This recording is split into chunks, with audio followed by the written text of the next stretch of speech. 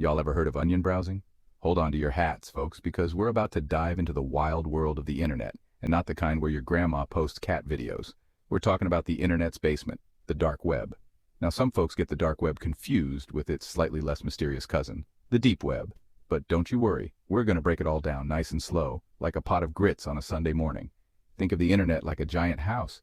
The part you see every day, with your Googles and your Facebooks, that's the front porch. But there are a whole lot of rooms inside that most folks never even see.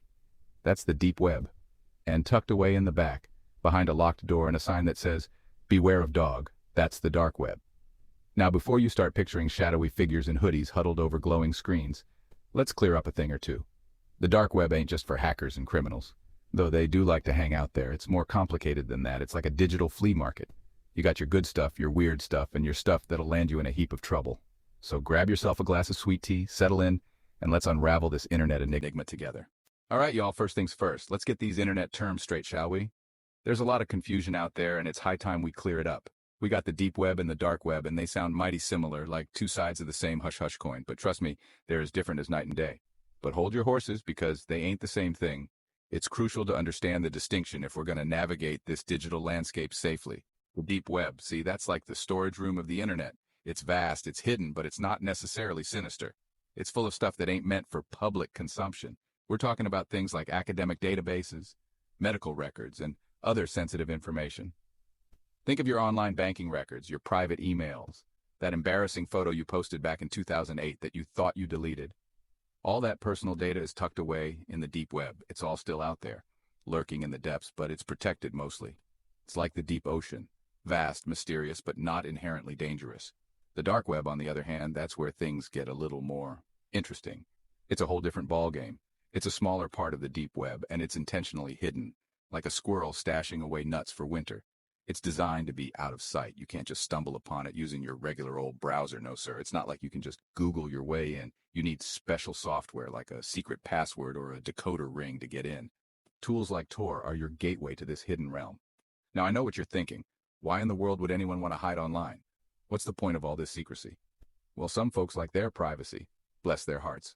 They want to keep their online activities away from prying eyes. But the dark web's also got a reputation, and not the good kind. It's known for being a haven for illegal activities. It's where you might find folks selling things they shouldn't be selling, like illegal fireworks or fake IDs.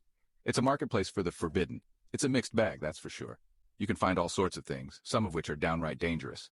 But it's not all doom and gloom. There are also whistleblowers, activists, and journalists who use the dark web to communicate safely and anonymously. They rely on the dark web to protect their identities and share information without fear of retribution. It's a tool for good in the right hands. So, while the dark web has its dark corners, it's also a place where important work gets done. It's a double-edged sword. Like many things in life, the key is to understand what you're dealing with and to approach it with caution. Knowledge is power, after all. So next time you hear about the deep web or the dark web, you'll know the difference, and you'll be better prepared to navigate the digital world safely. Stay curious, stay informed, and stay safe out there, folks. The internet's a big place, and there's always more to learn. Until next time, keep your wits about you and your data secure. See y'all later. So we've established that the deep web is like the internet's junk drawer, full of stuff you need but don't necessarily want everyone to see. It's a vast, hidden part of the internet that isn't indexed by traditional search engines like Google, Bing, or Yahoo. Think of it as the attic or basement of the digital world, where all sorts of things are stored away, out of sight but not out of reach. But what exactly is lurking in its digital depths? The deep web is a mysterious and often misunderstood place. It's not just a haven for hackers and cybercriminals, as some might think. Instead, it's a repository of valuable information, much of which is perfectly legal and incredibly useful. Let me paint you a picture, y'all. Imagine this. You're trying to remember the name of that one song from that one movie you watched 5 years ago. You know, the one with the dancing lobsters? You can picture the scene perfectly in your mind. But no matter how many times you type vague descriptions into Google, you just can't find it. Google's no help because, well, Google can't read your mind, yet. It's great for finding popular, well-indexed content, but it falls short when it comes to the obscure or the deeply buried. This is where the deep web comes into play. That's where the deep web comes in. It's home to all sorts of databases and archives that aren't indexed by regular search engines. Academic journals, government records, and specialized databases are all part of this hidden web. Imagine a library that contains every book ever written, but without a catalog to help you find what you're looking for. even old yearbooks from high schools that haven't gotten around to digitizing yet. It's all out there, hidden in plain sight. These resources are invaluable for researchers, historians, and anyone looking to dig deeper into a specific topic. And then there's the stuff that's intentionally kept out of the public eye. Think internal company documents, private message boards, and confidential communications. These are the kinds of things that businesses and organizations need to keep secure and private. And yes, even those embarrassing photos you thought you'd buried forever, they're never truly gone, are they? The deep web can be a treasure trove of forgotten memories and hidden secrets, some of which you'd rather stay hidden. The good news is most of this stuff is protected by passwords, firewalls, and other fancy security measures. These digital barriers are designed to keep unauthorized users out and protect sensitive information. It's like trying to break into Fort Knox with a spork. Not impossible, but highly unlikely. The security measures in place are sophisticated and robust, making it difficult for anyone without the proper credentials to gain access.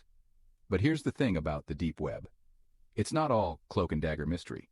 It's a vital part of the internet ecosystem, providing a space for secure communication and data storage.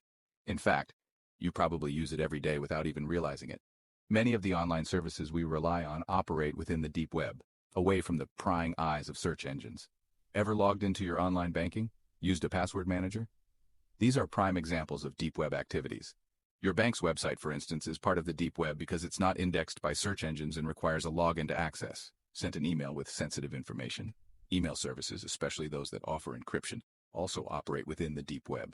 They provide a secure way to communicate without exposing your messages to the wider internet. Congratulations, my friend. You've dipped your toes into the deep end of the internet pool. The deep web is an essential part of our digital lives, offering both security and a wealth of information that's just waiting to be discovered. Now let's mosey on over to the dimly lit corner of the internet where the real mystery lies, the dark web. It's a place shrouded in secrecy, where the lines between right and wrong blur, and the shadows hold more than just secrets. But before we get to all the cloak and dagger shenanigans, let's rewind the clock a bit, back to a simpler time when dial-up internet was a luxury and folks still used payphones. Ah, the good old days when the internet was a noisy, slow, and magical place. Remember the sound of the modem connecting? It was like a symphony of beeps and static, promising a world of information at your fingertips. Believe it or not, the dark web's origin story starts with a bunch of government folks with good intentions. Bless their hearts. These were the days when the internet was still a wild frontier, and the government was trying to figure out how to navigate this new digital landscape. You see, back in the early 2000s, the U.S. Naval Research Laboratory was tinkering with this newfangled thing called Tor, short for the Onion Router.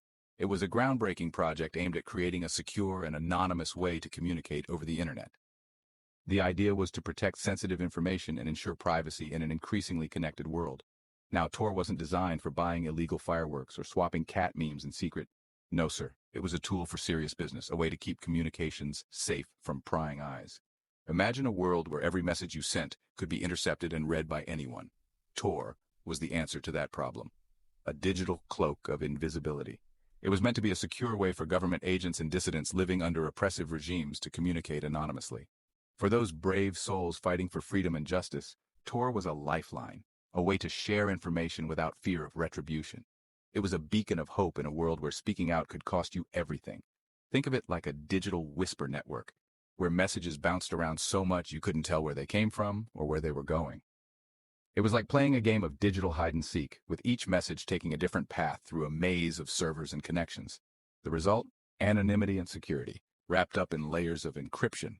Well, word got out about this anonymous internet, and it wasn't long before folks realized that if the government could use it to keep secrets, well, so could they. Suddenly, Tor wasn't just a tool for the good guys. It became a playground for anyone with something to hide, a digital mask that could be worn by anyone. And thus, the dark web as we know it was born. It was a place where you could find anything and everything, from the mundane to the downright illegal.